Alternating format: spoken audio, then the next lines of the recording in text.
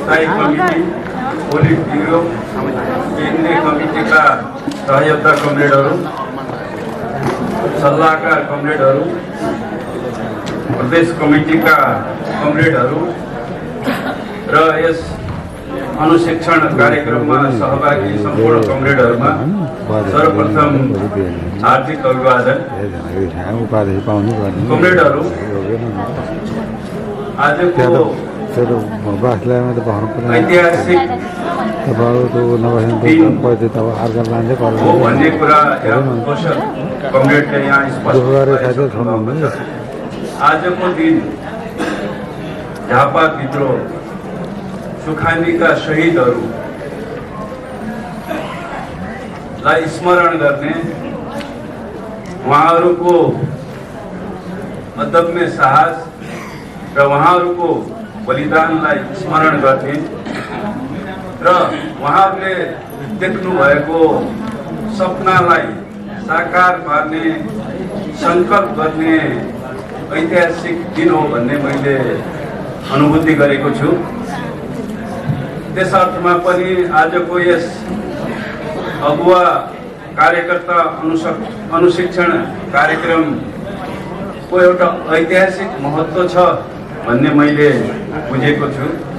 पक्कै पनि यो कार्यक्रम यी शहीदहरूले देखेका सपनाहरूलाई साकार पार्न यसले एउटा दृढ सङ्कल्प गर्छ भन्ने मैले विश्वास लिएको छु। कमरेडहरू, आजको यस कार्यक्रममा पूर्वोक्ता कमरेडहरूले धेरै कुराहरू राखिसक्नु भएको छ। मैले व्यक्त गर्ने विषयहरू पनि धेरै जसो यहाँ आइसकेका छन् मैले ठानेको छु। त्यस कारणले मलाई लाग्छ आजको यस अनुशिक्षण कार्यक्रममा मैले धेरै समय लिनुपर्छ भन्ने लागेको छैन।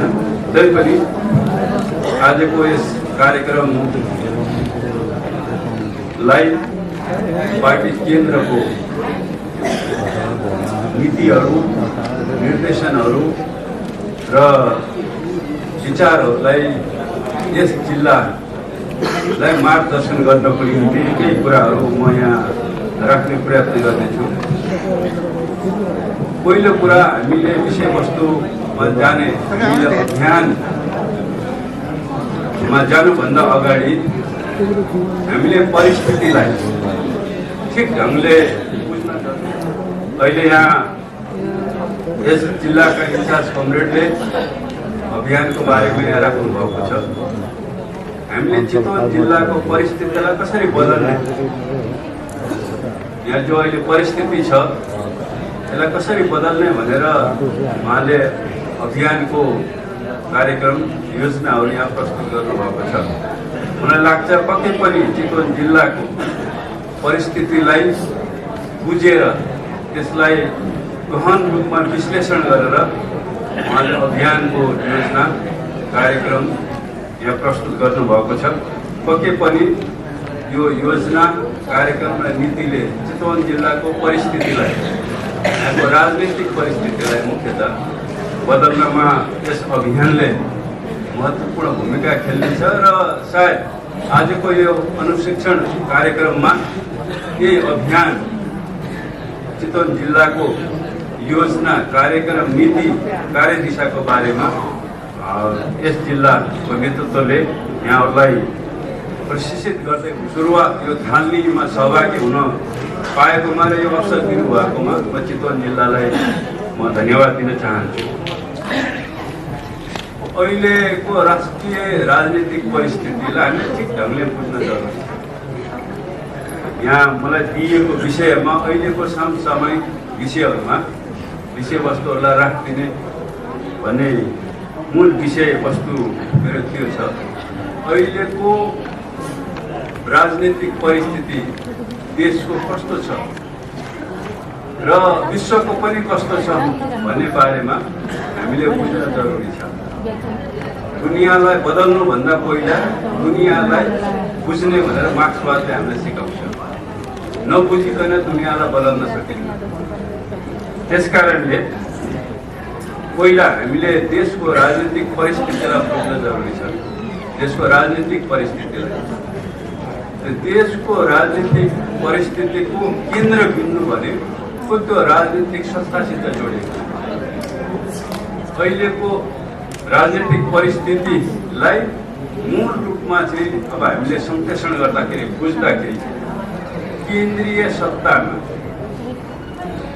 त्यो चाहे कार्यपालिका होस्, त्यो चाहे न्यायपालिका होस्, त्यो चाहे व्यवस्थापिका होस्, सत्ताका मुख्यतः तीनटा स्वरूपहरू हुन्छन् र तीनटै स्वरूपहरूमा अहिले देशको पुँजीपति वर्ग र देशको अवसरवादी वर्गको संयुक्त रूपमा उनीहरूले यो देशको राजनीतिक सत्तामा उनीहरूले नियन्त्रण गरेका छन्। उनीहरूले यो देशको चाहिँ बागडोर चाहिँ आफ्नो हातमा लिएका छन्। केन्द्रमा एउटा कम्फर्टेबल सरकार बनेको छ। नेपाली कांग्रेस जसले यो देशको उच्च वर्गको पुँजीपति वर्गको उदार पुँजीपति वर्गको मुख्यता छ, यसले राजनीतिक प्रतिनिधि हो नेपाली कांग्रेस बनेको र यो कम्फर्टेबल सरकारमा आफैलाई वामपन्थी भन्ने नेकपा माओवादी केन्द्र र आफूलाई कथित नेकपा एकीकृत समाजवादी भन्ने चाहिँ दल, त्यस्तै जसपाहरूको चाहिँ नेतृत्व छ। नेतृत्व उनीहरूले स्थापित गर्न उनीहरू सफल भएका छन्। त्यहाँ उनीहरूको कब्जा छ। अहिलेको ठोस राजनीतिक परिस्थिति यो छ। हामीले यो परिस्थितिलाई कसरी बदल्ने? त्यहाँ नेकपा एमाले नेपालको सर्वहारा वर्गको अग्रजस्ता राजनीतिक प्रतिनिधि हो नेकपा एमाले भनेको। त्यसको नेतृत्व पुनः स्थापित कसरी गर्ने?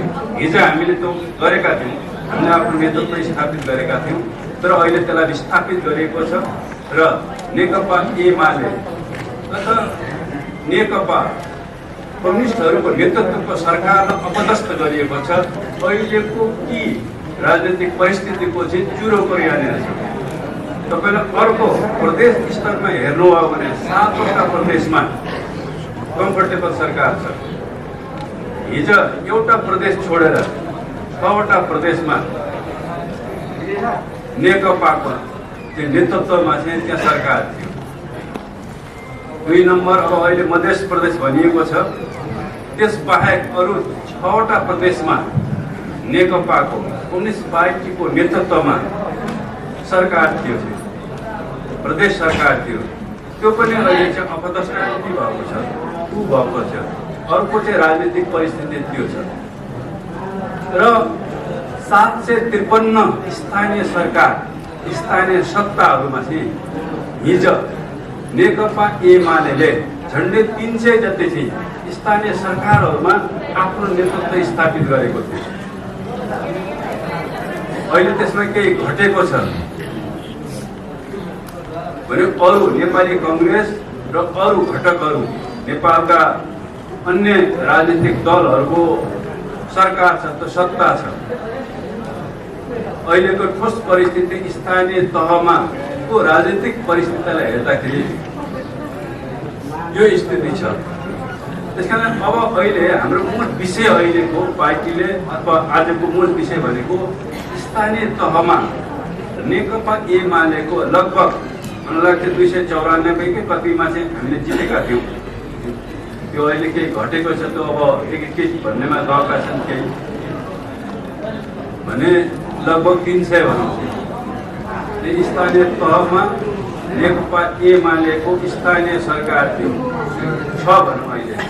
अहिले पनि छ र अहिलेको के प्रश्न भनेको अहिले यो जो अनुशिक्षण कार्यक्रम जो राखिएको छ, हामीले स्थानीय तहको 753 स्थानीय सरकारमा नेकपा एमालेको सत्ता अथवा नेतृत्व कसरी स्थापित गर्ने भन्ने प्रश्न हो। त्यहाँ हामीले कसरी हाम्रो सरकार हामीले निर्माण गर्ने? आजको त्यो मूल विषय, आजको यो अनुशिक्षण कार्यक्रम कति हो, यो विषय त भोलि गएर हाम्रो प्रदेशमा केन्द्रमा पनि आउँछ र त्यो र योसित विषयसित सम्बन्धित कुराहरूमा हाम्रो छलफल भइरहेको छ। किन आजको राजनीतिक परिस्थिति तपाईँले सदनतिर हेर्नुभयो भने पनि त्यहाँ पनि कम्फर्टेबल सरकार अथवा अहिले भन्ने हो भने त्यहाँ यथास्थितिवादीहरूको त्यहाँ कब्जा भएको छ। त्यस्तै तपाईँले न्यायपालिकामा अहिले महाअभियोग हुन ल्याएका छन्, न्यायपालिकालाई पनि उनले अस्तव्यस्त पारेका छन्।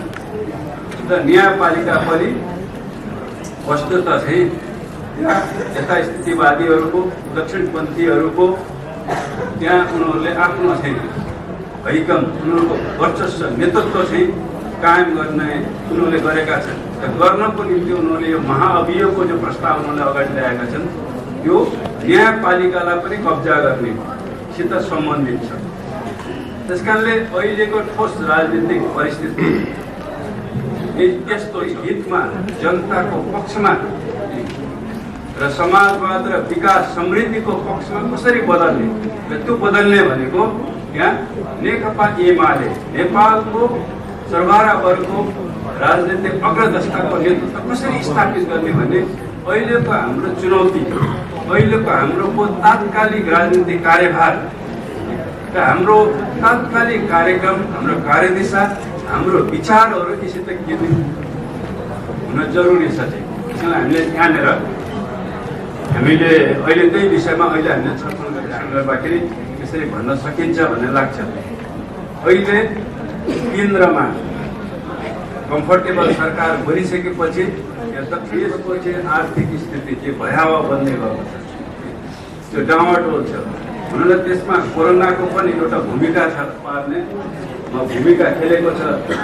त्यसमा त्योभन्दा पनि यहाँ यो जो सरकार जो अवसरवादीहरूको यथास्थितिवादीहरू तिनीहरूको नीति, तिनीहरूको राष्ट्रघात र नेतृत्वको कारणले गर्दाखेरि देश चाहिँ अर्थतन्त्र अहिले अर्थविदहरूको भनाइ देश ताट पल्टिने दिशातिर गइरहेको छ। स्थिति हामी देख्न सक्छौँ। तपाईँले राष्ट्रियताको स्थिति, हाम्रो राष्ट्रियताको स्थिति के छ भन्दाखेरि त्यो सरकार राष्ट्रघाती सरकार हो।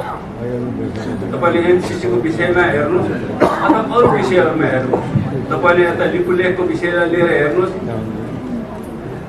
यी सबै विषयहरू तपाईँले लिएर हेर्नुभयो भने यो देश चाहिँ राष्ट्रघाती, यसले चाहिँ देशको चाहिँ राष्ट्रिय चाहिँ स्वाभिमानलाई यसले चाहिँ कुल्चेतै लैरहेको छ, यसले आत्मसमर्पण गर्दै गइरहेको छ। हामी त्यो देख्छौँ। यहाँजना कमरेड डाङ यहाँबाट चिट दिनुभएको थियो एमसिसीको बारेमा, त्यो पार्टीको नीति भन्ने बारेमा। अस्ति भर्खरै पार्टी अध्यक्षले पत्रकार सम्मेलन गर्नुभएको थियो र पत्रकार सम्मेलनमा 12 बुँदे प्रेस विज्ञप्ति चाहिँ जारी भएको थियो। पार्टीको नीति एमसिसीको बारेमा 12 बुँदे एउटा नीति चाहिँ अहिले प्रसारित भएको छ। कमरेडहरूले त्यसमा अध्ययन गर्नुहुनेछ र त्यसको जिस्ट कुराहरू चाहिँ 3टा पोइन्टमा भन्न सकिन्छ। र त्यो जो एमसिसी बारेमा हामीले जनताको बिचमा के लैजाने, जनताको बिचमा एमसिसी बारे जो यो कम्फर्टेबल जो सरकार छ, जो राष्ट्रघाती र जनघाती जनविरोधी सरकार छ, विकास विरोधी सरकार छ, तिनीहरूको भण्डाफोड गर्ने यो नीति लिएर जान जरुरी छ। यो राष्ट्रघाती उनीहरूले तपाईँले देख्नुभयो यो बिचमा चाहिँ सरकारमा भएका प्रधानमन्त्री र नेकपा माओवादी केन्द्रका अध्यक्ष पुष्पकमल दाहालले अमेरिकनहरूलाई चिठी लेखे। दुईटाको हस्ताक्षरमा यो एमसिसी बारेमा के गर्ने हो हामीलाई निर्देशन चाहियो भने उनीहरूले चिठी लेखे। त जब जाहेर कुरा छ यो के हो, यसले के कुरा बताउँछ भन्दाखेरि एमसिसी बारेमा उनीहरूको नीति चाहिँ एउटा राष्ट्र विरोधी राष्ट्रघाती एउटा राष्ट्रिय आत्मसम्वादी नीति थियो भन्ने कुरा जनताको बिचमा हामी देख्न सक्छौँ। तपाईँले राष्ट्रियताको स्थिति, हाम्रो राष्ट्रियताको स्थिति के छ भन्दाखेरि त्यो सरकार राष्ट्रघाती सरकार हो। तपाईँले एमसिसीको विषयमा हेर्नुहोस् अथवा अरू विषयहरूमा हेर्नुहोस्, तपाईँले यता लिपुलेखको विषयलाई लिएर हेर्नुहोस्, यी सबै विषयहरू तपाईँले लिएर हेर्नुभयो भने यो देश चाहिँ राष्ट्रघाती, यसले चाहिँ देशको चाहिँ राष्ट्रिय चाहिँ स्वाभिमानलाई यसले चाहिँ कुल्चेदै लगिरहेको छ, यसले आत्मसमर्पण गर्दै गइरहेको छ। हामी त्यो देख्छौँ। यहाँजना कमरेड डाङ यहाँबाट चिट दिनुभएको थियो एमसिसीको बारेमा, त्यो पार्टीको नीति भन्ने बारेमा। अस्ति भर्खरै पार्टी अध्यक्षले पत्रकार सम्मेलन गर्नुभएको थियो र पत्रकार सम्मेलनमा 12 बुँदे प्रेस विज्ञप्ति चाहिँ जारी भएको छ। पार्टीको नीति एमसिसीको बारेमा 12 बुँदे एउटा नीति चाहिँ अहिले प्रसारित भएको छ। कमरेडहरूले त्यसको अध्ययन गर्नुहुनेछ र त्यसको दृष्टि कुराहरू चाहिँ 3टा पोइन्टमा भन्न सकिन्छ।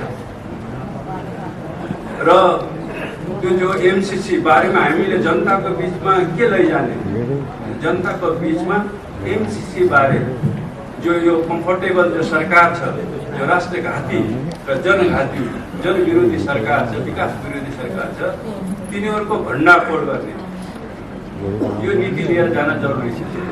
यो राष्ट्रघाती उनीहरूले तपाईँले देख्नुभयो, यो बिचमा चाहिँ सरकारमा भएका प्रधानमन्त्री र नेकपा माओवादी केन्द्रका अध्यक्ष पुष्पकमल दाहालले अमेरिकनहरूलाई चिठी लेखे। दुईटाको हस्ताक्षरमा यो एमसिसी बारेमा के गर्ने हो, हामीलाई निर्देशन चाहियो भने उनीहरूले चिठी लेखे। त जब जाहेर कुरा छ, यो के हो, यसले के कुरा बताउँछ भन्दाखेरि एमसिसी बारेमा उनीहरूको नीति चाहिँ एउटा राष्ट्र विरोधी, राष्ट्रघाती, एउटा राष्ट्रिय आत्मसम्मादी नीति थियो भन्ने कुरा जनताको बारे।